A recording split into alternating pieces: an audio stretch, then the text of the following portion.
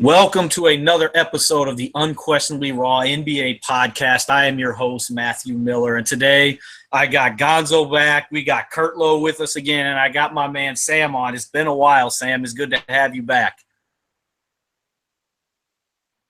So our first topic today, we are going to talk the Boston Celtics and the Wizards, Game 7. Second topic, we're going to talk about last night's game, yesterday afternoon's game, San Antonio, Golden State, and then we'll talk Zaza, Pachulia, since that was the big hot topic this morning. But 115-105, Boston advances to the conference finals. The game was actually pretty good up to the first 3.5 quarters, and the Wizards they outside of Bradley Beal, they got nothing in the fourth quarter. Gonzo, what were your thoughts on today's game? Well executed game down the stretch for Boston. Isaiah Thomas hit some big threes, but the big change in momentum happened, I think, in the third quarter after that Jaylen Brown reverse layup with an assist by Marcus Smart. That kind of that layup right there just kind of switched the momentum for me. I think that kind of propelled Boston to get on the roll. Kelly Olynyk was huge off the bench. Boston had to get 48 points off the bench. They just played good defense. And one thing that kind of contributes to a lot of the threes and the points they were scoring was the fact that John Wall went like 1 for 9, or 1 for 9, or 1 for 8 from threes. That kind of helps get out of Boston to get out in the transition, because he took a lot of bad shots. John Wall did not show up, but much credit to Bradley Beal, because John Wall is probably the best passer and the best defender, but when you need a bucket, Bradley Beal's that guy. And I think he showed that in the Atlanta series. He might not have started off in games strong, but late in games, he's knocking down threes. I'm talking about step back jumpers. He's going to the rack if needed. He's a scorer. He can get points. I want John Wall to get better in the future. I would like for John Wall to develop a mid-range shot. I don't know if he'll ever develop a three-point shot, but his mid-range shot needs to be a lot better. But much credit to Boston, though. Great coaching effort, good team play, great contribution off the bench. Absolutely. Curtlow, man. Obviously, 115-105. Kelly Olynyk seemed to be the story in the fourth quarter. What was going on with that Washington defense? All year defense, you know what I'm saying? And it got exposed in the playoffs, when it matters. John Wall, I don't know what he does, but he likes to watch the ball a lot, like James Harden. And you can't watch the ball without watching your man, because he's going to get caught lost. But I'm really more impressed with Marcus Smart. You know, a lot of people don't know this, but Marcus Smart, when it came tournament time, all his stats went up. You know what I'm saying? When he was in college, he was a big-time prospect people looking at. You're starting to see him at his prime years right now as we speak. And it's good to see Marcus Smart showing up in every way, from rebounds, the blocks, whatever it is with him. He's just always there, and he knows how to win. You need playoff guys like that. But yeah, man, credit to the whole Celtics organization, because that second half, when they switched everything, when they made halftime adjustments, everything started clicking and they started winning. And that big rally at the end of the third quarter, they're down 3. Isaiah hits the back-to-back threes. Then Marcus Smart in the corner. And how big, like Marcus Smart, not known as a great shooter, but he hits timely threes. All year long he's done it. When it matters. Absolutely, yes, he does. All year long. At Christmas Day, they were in a tough one with the Knicks. Marcus Smart hit a couple big threes for him. It seems like every time against the Bulls, he'd hit big threes. It seems like every time I watch a Boston Celtics game, he makes a big three, and then it's like, damn, this guy's not that bad of a shooter. He makes it when it counts. Sam, what's going? Scotty Brooks in his rotations, man. What's going on? When he put Jan Mahimi in the game, it just seemed to fall apart defensively. They couldn't find Kelly Olynyk out there. What's going on with Scott Brooks and his sorry rotations? Heard that. Oh man, I think he's gone. Uh-oh. I don't know what happened. I think the Gremlins may have got him. Hopefully he pops back in, or hopefully he's not muted, so I'm not sure what happened to Sam, but he'll be back. Gonzo, what did you think of Kelly Olynyk tonight? Oh man, Oh, there he is. Awesome. And he Hold on, Gonzo. There's Sam. Can you hear us? Oh man, your mic is not working. It went on mute. Go ahead, Gonzo. Kelly Olynyk, awesome tonight. I mean, he actually performed like I never would have guessed he would have. To put up 26 points in a game 7 and come off the bench is huge. Like, I mean, he really contributed tonight, man. I mean, he came through huge. Let's give credit to Marcus Smart too. Like, the guy is a good defender. He knows how to shield bodies off to get those key rebounds. Man, Jaylen Brown, man, to be a rookie to come out and, I mean, play with that electricity and the fact that he's a rookie, but most of his points and even the rebound when he was on the ground, he kind of hopped up off his behind to grab a rebound, and he was never standing on his feet. Like, the effort that he put in for those key plays tonight, I mean, that gave him that extra boost. Like, when it seemed like the Washington was coming close, his plays kind of propelled Boston to get back in that rhythm again. I mean, excellent contribution from the bench players.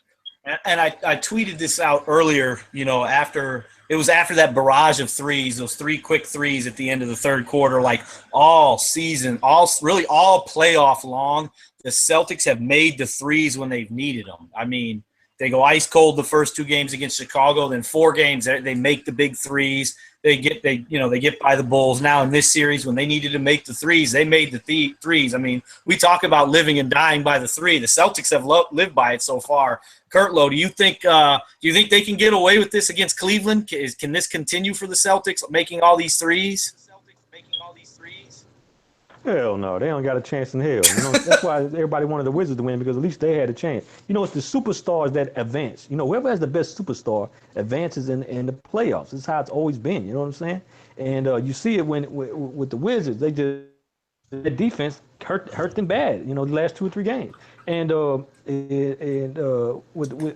the live and die by 3, people need to get over this thing. You know what I'm saying? The threes is what people do. I mean, it's what the NBA is now. You know what I'm saying? You want guys that can shoot threes. You know what I'm saying? So anytime you have that in your offense, it's a deadly option, and it spreads the floor for your superstar. You know what I'm saying? So he can work in the lane if he's one of those guys that like getting to the rim. But that's how I feel about that. Oh, absolutely. Sam, are you there? Are you with us now? His volume is. We still can't hear you. His volume has his. Hey, you might want to drop out and then just jump back in. Sorry about these guys. Technical difficulties happen from time to time. Let's go to the San Antonio Spurs, because I know that was the big thing. We had Golden State, San Antonio. Kawhi Leonard goes down. The Spurs are up 23 at the time. Then Golden State immediately goes on an 18-0 run. Curry was hot at the start of the third quarter, but Kevin Durant then gets really hot, and they come back. They win the game by 2 points, 113-111. Gonzo, man, what happened there in the second half? I mean, I know Kawhi goes down. Obviously, we don't want to see that. But, I mean, what happened to LaMarcus Aldridge? I mean, a Spurs team is not just going to give up and just give it. I mean, the Warriors still had to earn it. I mean, it's a Greg Popovich team, but, man, what happened to the Spurs, especially LaMarcus Aldridge? He folded like paper there down the stretch. It's 2 things. And the second thing I'm going to say later, because it's what I've been saying for forever. And I don't think people in the sports world, sports reporters, sports writers, sports podcasters, this code in the NBA for this one that you can't speak against it, but I'll talk about that in a minute. First thing I want to go to is LaMarcus Aldridge. The fact of the matter is he stopped going to the rim completely. He's kept settling for fadeaway jumpers when he has smaller guys guarding him. He's fading away nonstop. Everything is a fadeaway. Everything is a 3 or a fadeaway. He refuses to post up. I understand he has a nice little 15-foot jumper, but when you got a mismatch, you got somebody like Draymond Green on you, there's no excuse. I don't care how great of a and he was getting right to the rim in the first half, right? He was getting easy buckets. Yes, he was. And I don't understand, like I said again, Draymond Green's a great defender, But Draymond Green is probably what, like 6'6", 6'7", 230 pounds. LaMarcus Aldridge is like 6'10", 6'11", And 260, 70 pounds. No excuse. And just because Kawhi Leonard's out of the game, that doesn't mean Aldridge can't go to the rim anymore. Exactly. That has nothing to do with his play. Still post, yeah. You know, that's absolutely. I mean, and some of those young guys came in. You know, Simmons was good, Murray was really good, Kyle Anderson had some really good moments, but LaMarcus Aldridge to me was probably the biggest culprit. You know, and they got scared of that ball pressure for whatever reason. Curtlow, what was up with that, man? Why were the Spurs having problems with that Golden State ball pressure once Kawhi went out? Mainly because what was his name? I forget his name. For the Spurs? Andre Iguodala. No, okay. Andre Iguodala. Okay. Yeah, and when he went out, everything started to. I noticed that with the Spurs, you know, people don't know this about Steph Curry, but he only plays very well in the third quarter. I don't understand why people don't double team him, get the ball in his hand in the third quarter, because he lights everybody up. Just like what Gonzo said with LaMarcus Aldridge, I agree 100%, man. Melo likes to lead with his elbow when he's going to the rim. I don't understand why he does a fadeaway jump around shot, 7 foot on little guys. It doesn't make no sense. He's like wasting your talents. You know what I'm saying? But they was exposing that 1-4 pick and roll that just made him look horrible. You know what I'm saying? But with this series, I noticed the ball movement that's really causing a lot of problems for the Spurs. Once they got down the court and started running on offense, it really put a lot of pressure on him. Steph Curry, he's got to be out there 24/7. I mean, I know he's got to get rest, but he's got to be out there because what he does is and when Draymond Green is not passing that ball well, he needs, he's that guy that gets that offense going. Absolutely. I did not understand when Kerr sat both KD and, or not Kerr, but Mike Brown. He had KD and Steph sitting and you got to have them in there. You got to have at least one in there at all times. I don't understand that. I saw that, and that really pissed me off when I seen that because the Spurs went on a run when they did that. You got to have at least one of those guys in there at all times. This is a playoff. This ain't the regular season. Mm-hmm.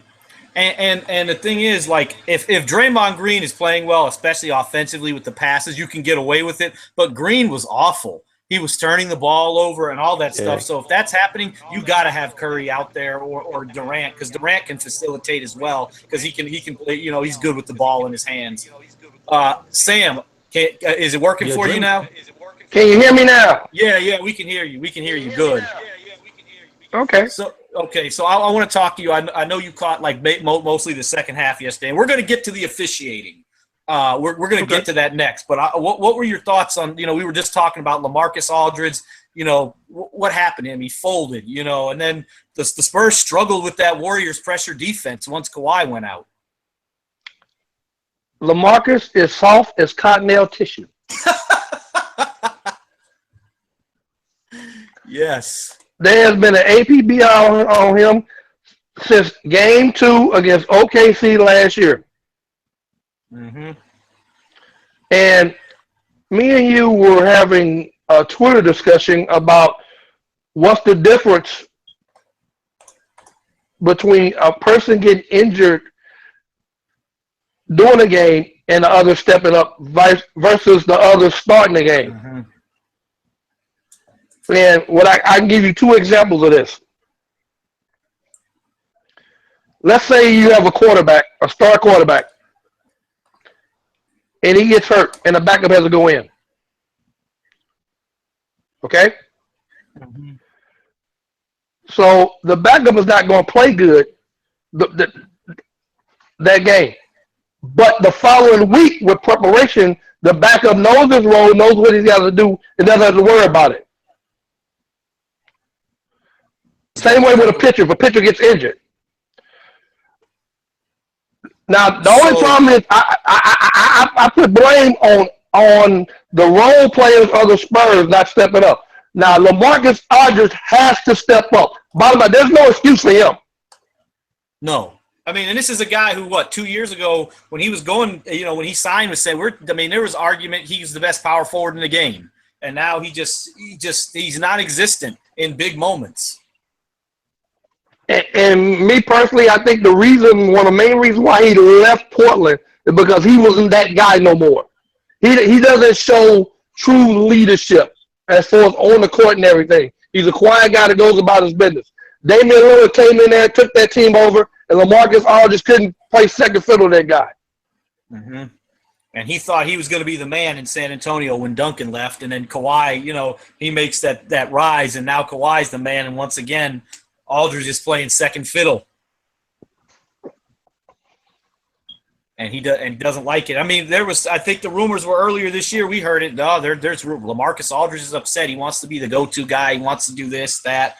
He's going to have to step up. And what I don't get is in the first half, he was really, really good. He was getting to the basket. He was posting up low, closer to the basket. Second half, even before Kawhi went down, you could see it. He's posting up out to the, the elbow extended free throw. And it's like, why? You've got Draymond Green on you. You can get down low closer to the basket on him. I know he's strong, but do what you did in the first half. He just completely went away with it. And once he got rattled, you could see not so much with DeJounte Murray. I thought he did pretty good, but Patty Mills and Danny Green looked shook every time that pressure defense came. They were fumbling the ball. Aldridge as well. He was fumbling the basketball. Curtlow, what was up with that? Just the fumbling of the ball, just not being able to handle any kind of pressure by the Spurs. Me? Yeah. Oh, I'm sorry. Yeah. It was what was your question again? I'm sorry. No, they just couldn't, this Aldridge was catching. He was fumbling the ball. This was in the second half. They would pressure Patty Mills, Danny Green, and they just couldn't handle that pressure defense. What was going on with that? Because that's not like the Spurs. Well, see, the Golden State Warriors do a good job at team defense. They always hustling on defense, and they do a good job of doing a lot of illegal screens at the same time. So, you know what I'm saying? A lot of them will have. Did y'all see that one where Zaza push Patty Mills out of the way to get it right in front of the ref, and he didn't call? Yeah, he went flying. That was in the first half. That was, I think, when Curry got his first three in the first half. I mean, that was ridiculous, man. You got to be kidding me. The guy did it right in front of your face. Pushed him, you know what I'm saying? Now, I think someone had said that the ref wasn't even looking at Pachulia. He was staring at Curry the whole time. The ref wasn't even looking. Yeah, okay. Yeah, that's what someone was pointing out when they watched the I don't know. I didn't watch the replay, but I don't know how you missed that. That was a clear push. But I've been saying this. They need to start suspending these referees. You've probably noticed it in the Rockets, in the other series. Moving screens are happening amongst all these teams. The Celtics set a ton of moving screens. It doesn't get called. Yeah, I agree. And traveling, moving the pivot foots, whatever you want to call it, everything that's going on in the NBA right now is always favoring the offensive player, and you can't play defense no more. You know what I'm saying? To the end of the fourth quarter. You know what I'm saying? That's when they close their whistles. And it's not fair to other teams that credit to them, But what the Spurs do so great, with this that was hurting the Golden State Warriors was they was guarding that 3-point line better than anybody I've ever seen the whole season, and it was forcing them to shoot 2-pointers, long 2-pointers. You know what I'm saying? Once you do that, you know what I'm saying, you're taking away the whole threat of the Golden State Warriors offense. And that's what you seen yesterday. Yeah, that's what Golden State's going to have to adjust. I think they need to run more pick and rolls. I don't know why they didn't run any in the first half, really. I think they can move the ball against the San Antonio defense, even if they get ran off the 3-point line. They're good enough to do that. They just too much hero ball the first, really, I'd say 2.5 quarters.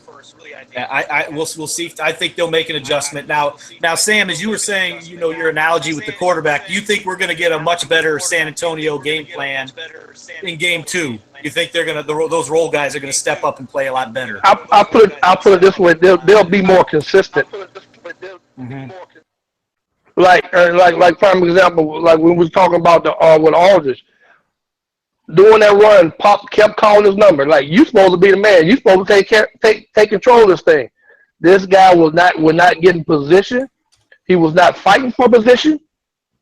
It's like when Kawhi was there, it's like, okay, I can fight hard, whatever the case may be, because whatever happens, if I mess up, he's got my back. But it's like once it's on him, it's like he don't know what to do. The only people that stepped up on that game was Manu Ginobili and Murray. Mm-hmm. Everybody else was suspect. Kyle Anderson had a few good moments. Right, he had a couple of emails. And another thing is when you was talking about their defense, and old boy was right. The first half, they was running them off the 3-point line. That's the quote-unquote confidence when you have your 2 times the defensive player of the year there. All of a sudden, granted missed shots, but they wasn't running. Golden State was taking comfortable threes. Absolutely, they were getting wide and open. Fighting and getting every loose ball. They were wide open. Ian Clark was open on some threes. How many? I mean, Klay Thompson couldn't throw it in the ocean, but how many wide open looks did he get? How many open looks did Durant get? Curry. I mean, they were. Right. I mean, they were wide open. They weren't getting those same looks in the first half. Exactly. They was getting ran off the 3-point line. I don't think it mattered. Curry got hot to start. Like Curtlow said, he got hot in that third quarter, even when Kawhi was in. I think he probably stays hot, but does Kevin Durant does Kevin Durant get hot? You know, does he and I tell you the biggest play of the game that kicked me off about LaMarcus Aldridge. I mean, granted, he was missing all the shots and everything, and granted, if they could have scored 5 or 6 points, maybe they win the game. You know, hindsight's 20/20.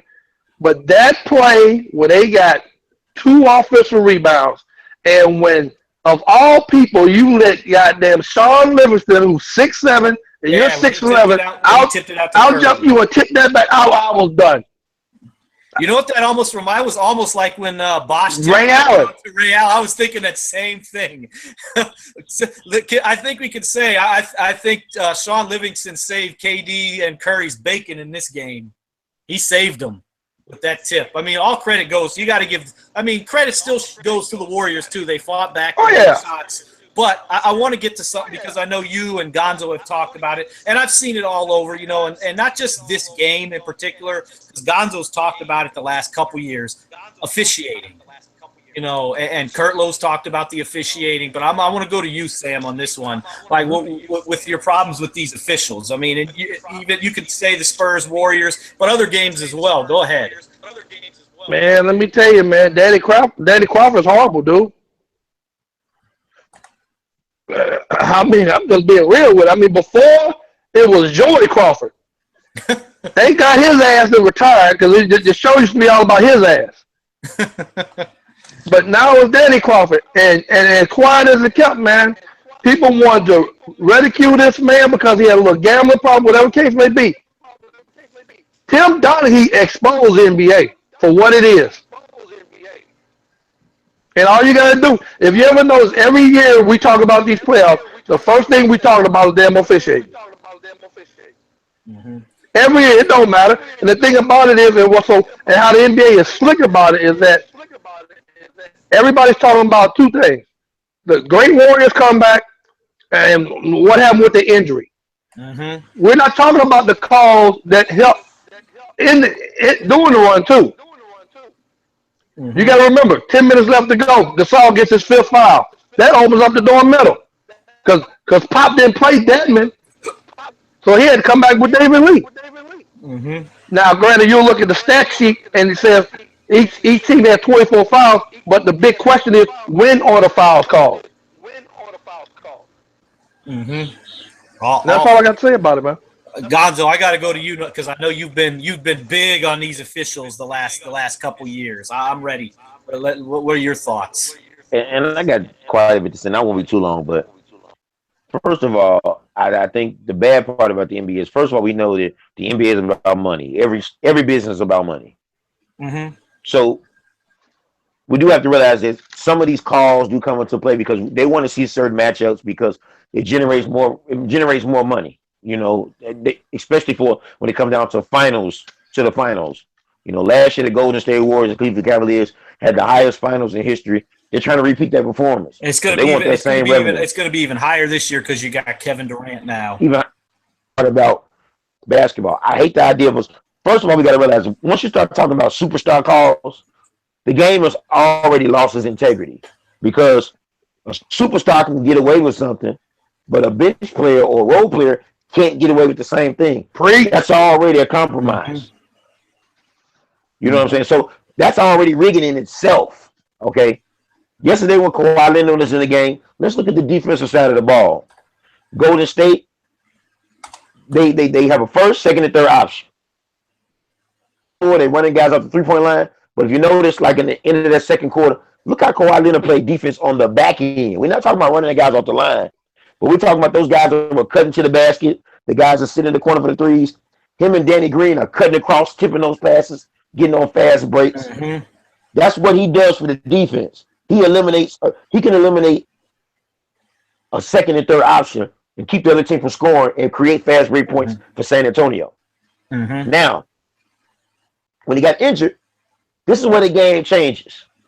Because in the second half, like shortly into the third quarter, Kevin Durant was standing in front of the restricted area, not in the restricted area, but in front of it. Mm-hmm. Posted, no feet movement, straight up, taking the charge. He gets knocked over and he gets called for a blocking foul. Kevin Durant gets 2 free throws. I'm like, well, he was already standing there. There's no reason you should have missed that call. The paint wasn't cluttered where you say you couldn't see it. It was a blatant charging call. But they don't call it because guess what? Superstar calls exist. Mm-hmm. The officiating was totally different in the second half. And see, people always take it as, oh, well, the officiating was it was equal because they both had 31 free throws apiece. Bull crap. It's when it's called. Mm-hmm. Run. If I'm on a 10-0 run, and now I'm on a fast break to make a layup, and you call offensive foul on me, now you're killing my team's momentum now. I'm going to play devil's advocate. I'm going to bring that set. I'm going to throw this at you, and a lot. And they even when they showed the replay, the Warriors they're down 5-0, right? They go on a nice 8-0 run. It looks like they're going to explode. Spurs are going to be done. They're going to just blow them out now. Spurs missed the shot. Warriors get the rebound. Whistle. Goaltending, and they showed the replay. No goaltend. It was a clean rebound. They stopped all Warrior momentum, and that to me was the big turning point in the game in that first half. The Warriors had them. They were making that push, that typical Warrior explosion. That one play right there changed all the momentum of the game. So it could go both ways, and that was a big play a couple of times. And I noticed Coach Nick and you. I'm sure you saw the video, Curtlow, the one about Kawhi Leonard with his traveling. When he's in the post, his footwork is absolutely terrible. And then Aldridge would do it.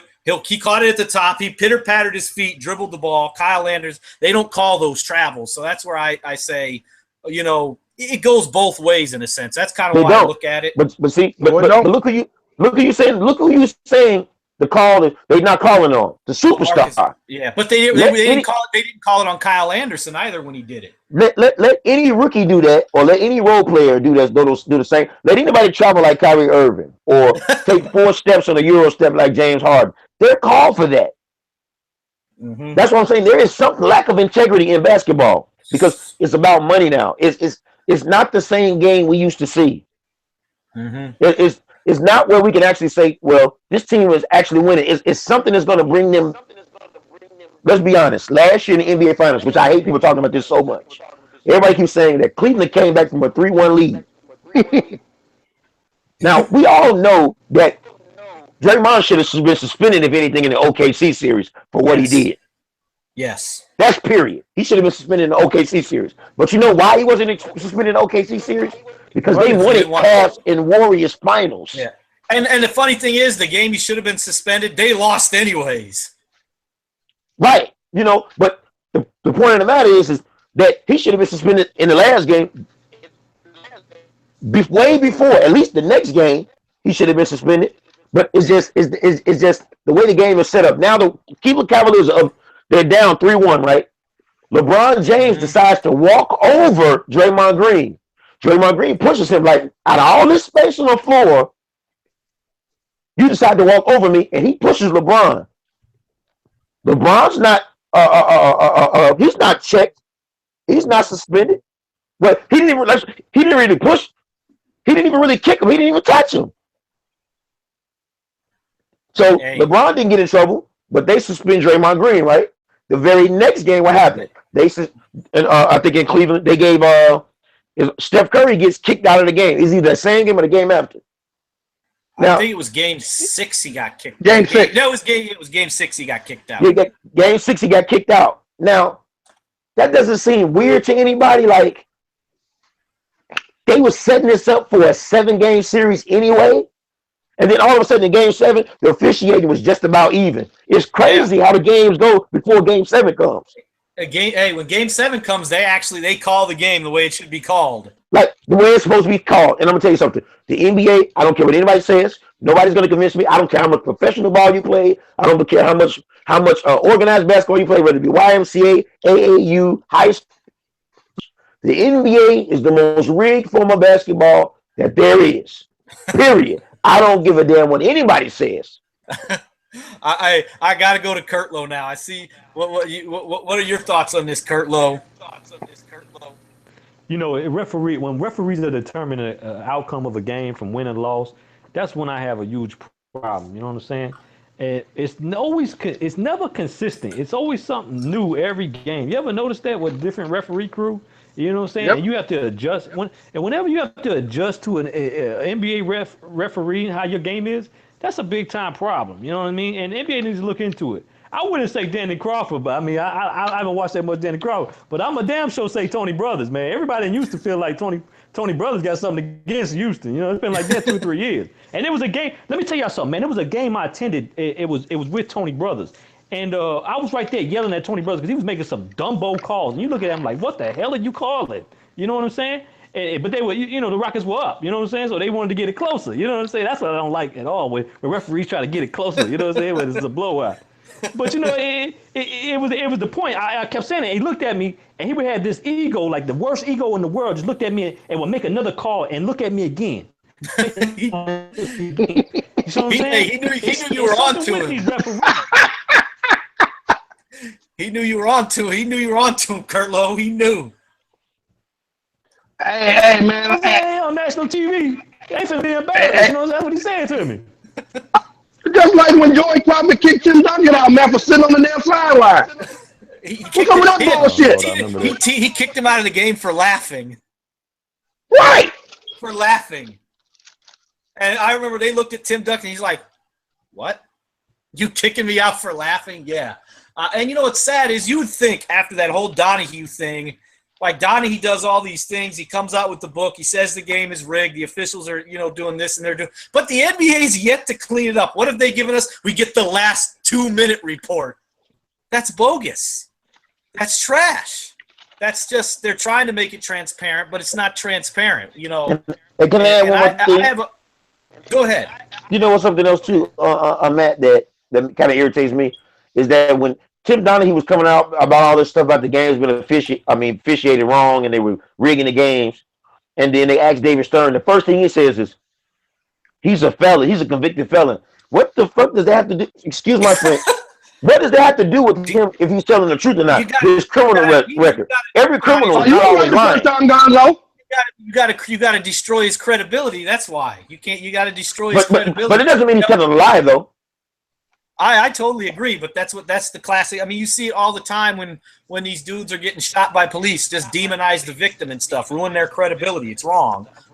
You know, we could talk about that that's a whole nother topic. I don't want to take it. I tell you, the only referees I tell you that might be more crooked than doing NBA referees are college basketball referees. Oh man, yes. Now they damn sure determine games. Oh yeah, that NCAA championship. Beating on this show. Mm-hmm. And you know, and usually you'll see it on Twitter. I typically don't like to go after a fish because I've watched games. I watch it like, especially games like when I don't care who wins the game. I always look at it, and what I've noticed is the refs are bad, but a lot of times they're really bad both ways. But you'll see they kind of pick and choose when they're. The thing is, like the first half, the Rockets get all the calls. The second half, then all of a sudden now the Spurs are getting all the calls. Like I said, make them calls, dude. Mm-hmm. I mean, just be. If you're going to be bad, be consistently bad the whole game for both teams. Don't pick and choose when you're going to be bad, you know, or call it, you know. Man, go ahead. Man, let me tell you something, man. I remember this play. I will never forget this play for the rest of my life. It was Marcus Smart was drawing the charge for, I forget who it was, John Wall or somebody. It was an obvious charge. Tony Brothers looked at this play and said blocking foul because they was down like 10 points. You know what I'm saying? So he didn't want to go for the charge. But it took them 15 minutes to figure out if it was a blocking foul or a charging foul. That's the biggest problem in this game, man. You don't need to sit there over there that damn video every 15 minutes and look at one play. Man, go with with your gut. You know what I'm saying? You know, They sit with him 15 minutes. And you know what's so crazy about that? I mean, I agree with you on that. But what's so crazy about it is they said in Game 6, you know, although that the Wizards got a little home cooking, but the door as far as the clock was unreviewable. Yeah. So you can go review a fucking flagrant foul or some bullshit if it's a charge or not, but you can't see how much fucking time is on the clock. Oh, come on, man! Boston should have had one more second on the clock in Game 6. They came out the 2-minute report. They should have had a second on the clock. And that's another. But it's unreviewable. I want to ask you guys this before we go on to Zaza Pachulia, because that's yesterday and today. That's been the big thing. I want to go to you about this. You know, you could go the last 2 minutes. You go to the clock, and I'm going to you first, Gonzo. If there's a call, let's say the call is out of bounds, you know, but really a foul occurred. Should they be able to use that replay and say, you know, it's a foul. Let's call the foul. Let's get the play right. Gonzo, you think they should be able to change calls even if that wasn't the call on the floor if we're going to use replay? Absolutely, but it won't happen because they have to keep it this way the way it is so they can continue to rig the games. They have to because if they did that in under 2 minutes and correct every foul call, it'd be too much like right. A lot of these teams wouldn't be going as far as they would in these last 2 minutes. A lot of teams will be called out on a lot of BS they've been getting away with. They can't let that happen. You know, I'm going to use just a random example. It's not a real scenario, but John Starks, let's say he tips the ball out, but he gets hammered, you know, and stuff like that. Well, you know, they originally call the ball. Let's say the ball's out on the Bulls. You know, that's the call on the floor, but they go to the replay. It's out on John Starks, but John Starks was fouled, and that's why it's out of bounds, right? But let's just call the foul. No, they're going to reverse the call. And it would go to the Bulls because the replay, it was out on John Starks. That's all I'm saying. I always wanted the NBA to get some of those FIBA refs to come here and officiate because I like the way they referee in the FIBA international games. Mm-hmm. I like those referees. But you know why those referees will never get jobs here? Because they'll find out what's really going on with the NBA officiating. Yes, Sam. On these replays, should they be able, like, if there's a foul on the play but it wasn't called in that last 2 minutes of a replay, should they be able to just make the foul and get the right call? Should they do that? Well, now I kind of disagree with guys on this. The only reason I disagree with them. If they said let's say for your example, they said John Starks that made the foul, and they called the foul on John Starks, and found out the foul was on the other guy. Okay, you reverse because you made a call, but you can't all of a sudden give him a foul because you didn't make a call. Mm-hmm. They'll be up here all night doing that shit. Mm-hmm. Absolutely. Curtlow, when we go to these replays, if it shows there was actually a foul, should we be able to call a foul then? Should the replay be able to say, hey, you know what, it's a foul, we didn't call it, we're going to call the foul now? Should we be able to do that in the last 2 minutes? Oh, I agree in the last 2 minutes, but it's like every time they're going over there looking at a flagrant foul. You know what I'm saying? It's regular fouls. It's technicals. It's everything. Flagrants.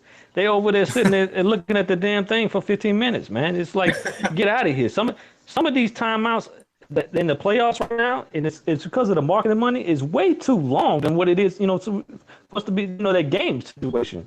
I've noticed that, you know, and I've heard announcers, you know, on radios that on different NBA teams that have said this. They're like, wow, this is unbelievable. What are they looking at? What is taking so long for you to make a call? It's a 5 second, 10, 15 second thing. You know what I'm saying? There's no need to be sitting over there 10, 15 minutes arguing with each other about the same damn play. That takes away the rhythm of the game. I don't want to watch that. I don't want it empowers the referees. Doesn't empower the players. Mm-hmm. And these refs, I think they like having they like being the stars of the show now. Some of them, not all of them, but some. Like drama queens, like the show Flavor Flav or something. You know what I'm saying? Yes. Now I want to go into our last topic, Zaza Pachulia. Obviously, we didn't talk about it much yet, but he He's contesting Kawhi Leonard's shot. Now, let's roll this back just a couple sessions before. Kawhi Leonard makes a three, steps back, steps on David Lee's foot. He's sitting on the bench, ironically. A tough break, so he hurts his ankle. A couple plays later, he takes the three. Pachulia contests. His foot's under Kawhi Leonard. Kawhi lands on Pachulia's foot. Now everybody's saying he did it on purpose. He was trying to hurt Kawhi. Some say if you're a Spurs fan or if you hate the Warriors, he did it on purpose. If you're a Warriors fan, he didn't do it on purpose. Sam, what's going on here, man? Did he try to hurt Kawhi? Look at his history. There's a play from last year. Him and David West were battling when he was with the Mavericks. He grabbed David. They were battling on the ground. He grabbed David's arm. He damn near tried to break the damn thing. Now, I don't exactly. I say this. I don't. Most European guys are dirty as shit. And when you watch, that's just how the game is played overseas. They're very dirty. Curtlow knows. Gonzo knows. And Europeans are all dirty. But I will, and also, when you close out on a 3-point shooter, you close out, you come out with your hand, right? Yeah. Okay. I've never seen nobody come out with that close out with their hand, but then stick their foot out. I have. Bruce Bowen used to do it all the time. Okay, and I agree with that. But right. And Jalen Rose admitted to doing it to Kobe. Mm-hmm. But we're talking about then versus now. Yeah. And I agree with what the people are saying and what Jeff Van Gundy said. I think it should be a flagrant foul. I mean, a guy can't even go for a jump shot and can't come down. I agree. Even if the guy's not trying to hurt anybody, it should be a flagrant. I'm with you on that. I think that's how we should call it. Van Gundy's right. Now there shouldn't be any ejections or suspensions or anything like that. I don't think we go that far because now how do you judge intent? And the only reason it was definitely a dirty play. The only reason I hesitate to say he did it on purpose is because Zaza Pachulia is not even exactly the fleetest of foot. He's not some stealth ninja. I mean, when big guys close out, they're not the greatest with the foot. So that's the only reason I'm hesitant to say, he was trying to hurt him. I won't go there. It was definitely a dirty play. I don't think he was trying to hurt his ankle or anything like that. But it definitely was dirty and borderline. Should have been a flagrant foul. Curtlow, what did you think of the play? Oh, no doubt about it. Zaza, man. He definitely, you got to get a man, Rui. He knew that man's ankle was messed up, so he went in there and jumped right on his ankle. You know what I'm saying? Come on, man. And you know what's funny about it? Because the camera had, he was so smart about it. He wasn't even looking at the camera, nothing, acting like he wasn't, you know what I'm saying? He knew the camera was on him the whole time, so he knew he couldn't do no dirty play. But you know what? I've seen that game what Popovich was talking about, and I made like 7-8 vines of why he should have been thrown out that whole game because they were getting blown out that game, and he tried to take Kyrie. I seen the Leonard. He put a UFC move on him, took him the arm bar and tried to break that arm going down. And Leonard, he's a soft-spoken gentleman.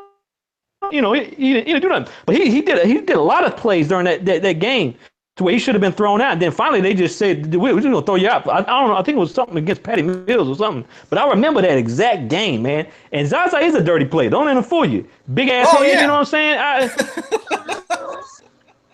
Everything about him makes me want to just. Oh, let me shut up, man. Everything about him makes me not want to have babies ever again. You know what I'm saying? Yes. Gonzo, your thoughts on Zaza Pachulia? Was he trying to injure Kawhi Leonard? I think he was. I think he was smart though because he didn't look in that direction. And then if you notice, he had already contested the shot, but then he took that extra step. That extra step was totally unnecessary because the ball was already released. So it was like there was no need for you to take that extra step to step underneath his foot. Like you could just stay where you were at because, like I said, he had already released the shot. So yeah, you have to look at players' history too. Maybe his extra foot slid earlier in the game. LaMarcus Aldridge did the same thing to Curry, and Curry fell down, no foul. He kind of did the same thing. Really, he go with that bullshit again. No, I see. He go with that bullshit again. I seen the video. Someone posted the video. That's the only reason I bring it up. I don't even remember it happening in the game. I remember Curry taking a shot and falling. I don't even remember him. But then someone posted the video, and I saw it, and I was like, wait a second. You gonna compare that to this? Yeah. It was the same kind of play. He didn't. Hey man, you know what? You know what? I'm getting ready to call your ass Skip Bayless, man. I'm just saying. But let's go to Gonzo. Was it done on purpose? Was he trying to injure him? Yes, he was, of course. Hey, real quick, I got to be the one here that's going to defend him. I got to be the devil's advocate person here. But just for playing devil. Now, I wanted to say, Go ahead, Kurt. a gentleman. No, I was going to say this. I remember this specifically when somebody was telling me this. I remember when Mahorn was on the radio on Sirius XM. He said that he specifically used to jump on what's his name, Mikhail's broke foot every time he came up and down that court. So you know what I'm saying? It's a part of basketball, even though people don't like to hear it that way. And LeBron, it turned into the soft LeBron James league. You know what I'm saying? Where you can't go down the middle anymore. Anytime you touch somebody, it's a flagrant foul. Right, but he can come 265 pounds and run your ass over. They ain't in charge. No big deal. Hey, Sam, but you know what? Your boy gets away with it more than anybody in the league. And Curtlow will back me up. When Kawhi's driving to that bucket, that off arm is he's always pushing off every Always time. pushing off. Hey, watch it. He might push off, but he don't extend. Now, LeBron Kobe used to do that. LeBron does that every time he goes to the basket. Yeah, LeBron does it. I tell you, Harden does a little bit too. You know his acting ass. Oh yeah, Harden does it. Hey, that's the one thing. If you looked, I was tweeting somebody the same thing. I said, he was getting mad at Kawhi doing it, and I said, well, Harden does it. Kobe was the master at it. Michael Jordan did it. LeBron does it. All the greats do it. Every time he comes up the court. Say that again. Leonard does that every time he comes up the court. Anytime you want to see him get his shot off, you'll notice somebody always moving backwards. You know what I'm saying? I'm guaranteeing it. Watching the game too, you always see Leonard pushing off on every offensive play to get his shot off. That's what he does. They've done a great job of getting that off him. That sounds like a disgruntled Houston Rockets fan right there, ladies and gentlemen. I like everything about him. I think he's a fishing Kobe. You know what I'm saying? But come on, man, that guy is pushing off, and they're not calling it too. Hey, man, don't disrespect that man. Call him a fishing Kobe. Hey, you know what though? Hey, but you know what? Guess what though? Guess who he was working out with in the offseason? Kobe. Oh, damn. So it makes sense. Now Kobe said that wasn't true though. Really? I don't know, man. Interesting. Because he has a lot. He has a lot of Kobe Bryant. I know he's always at the. I know for the past couple of years he's been at the Michael Jordan basketball camp with Michael Jordan. Well, shoot, if he was working out with Mike, it's another dude who did it. They got video of that. I got a video saved now. MJ did so. I mean, I'm not hating on it. I don't care. Do it. Hey, all the greats have done it. I'm not going to complain about it now. I just, it's just one of those things. We'll see what happens. Unfortunately, though, I got to ask you this, Sam, because no Kawhi Leonard tomorrow. Do you think he plays Game 3 since Game 3 won't be till Saturday? Oh yeah, he'll play Game 3. Mm-hmm. He'll play Game 3 and he'll show his ass Game 3. Mm-hmm. Now I'm gonna before we get out of here, I'm gonna get everyone's prediction for tomorrow night's game. Then we'll get out of here. We'll be back tomorrow. But I'm gonna go to you first, Gonzo. Who wins tomorrow? Golden State. Is it gonna be close, or do you think they beat the snot out of them? I think Pop can make enough adjustments to keep it close. So what? 6-7 point game? Yeah, maybe 8. Okay. Curtlow, who takes tomorrow? Game 2, Golden State or San Antonio? Well, see, Game 1 they should have stole. That's the game they had to steal. The San Antonio Spurs. They're probably gonna lose the series because of that. But tomorrow they're gonna get blown out by 20 plus points. Okay. Sam, who's taking the game tomorrow night's game? I'm going out on a limb. Yes. Here we go. Spurs gonna lose by 15. Oh, Spurs in semi-blowout. I'm with Curtlow. I think they're going to beat the snot out of them. Hell, you still want your sweep the motherfucking come to pass. I didn't pick I didn't pick well shoot, I didn't even pick the Spurs to get to the conference finals, honestly. But I thought it would be a 5-game series even before Kawhi went down. But I think now it could be a sweep. I think that really took a lot of momentum from the Spurs, and the Warriors aren't the Rockets. Sorry, Curtlow. The Warriors aren't going to get blasted like that. No. They play deep. And the Warriors, They came out sluggish. Yes, the Warriors came out sluggish to start the game yesterday. That's not going to happen again. They'll be ready. Draymond Green will be ready. I think they're going to beat the hell out of the Spurs. You're going to see that pressure defense. I mean, I just do – and I don't trust Ginobili to continue playing this well. He's 39. He's not going to continue to play this well. I think you're going to see Ginobili. I just don't trust Lamar because I'm just showing the hell up. But then That's again, exactly. But then again, he could be in his comfort zone when he's the man. He can show up. Mm-hmm. If he would have been the man, if he would have and shit. If he would have been the man yesterday, it'd be 1-0 Spurs right now, even with Kawhi going down. All they had to do was make about if they made, let's say, if they score 8 points, they win the game. And the thing is, that's the thing. I think everybody's saying, well, Kawhi went out. That's the only reason. I mean, they were still up 23 points. That's still hard to do, and against a Greg Popovich team, that's tough to do. You know what? One thing is what ticks me off about when people go on these runs. I don't understand why sometimes you just take the whole shot clock. Mm-hmm. Because even if you don't get a score, you still take time off the clock. Yeah. And you're slowing the game down. And against the Warriors, that's what you have to do. You can't get on and gun with them. And, this is what was interesting because the Spurs, when Kawhi went out in Game 6 against the Rockets, I think that actually helped the Spurs offense because the Spurs were doing a lot of one-on-one quick shots. Kawhi goes out, they went back to that ball movement, slowing the pace down, doing what they need to do.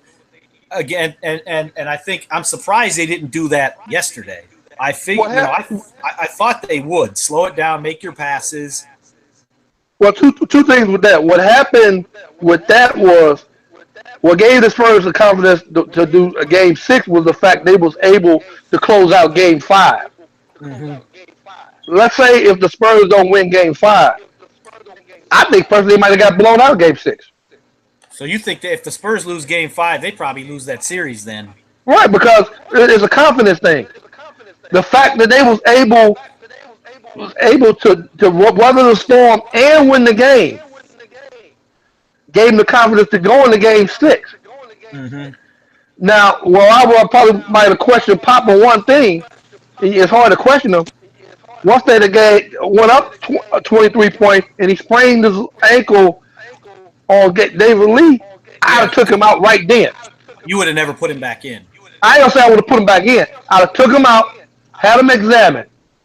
If he could have went, I'd seen him. I'd have waited and see how the team responded. If they lose the lead, or we go in the fourth quarter with a 10-point lead, I put him back in. And they went. If they keep the lead, I don't put him back in at all. Okay, so because he took him out, he stepped on David Lee's foot after he makes the three. They take him out and they put him in basically a minute late, 30 seconds are off the clock. He's back in the basketball game. They put him right back in, and then then the thing with Pachulia happened. So you would have just sat him until I sat him. Yeah, that's probably. I'm surprised that because what we talking about. Say again. I'm starting Lee over Paul Gasol in the series. That's true too. I do that too. This pace is. I think David Lee plays this pace a little better than Pau Gasol. They're going to exploit him, and he's just and also Lee can run up and down with him. Yeah, he's so weak down low too.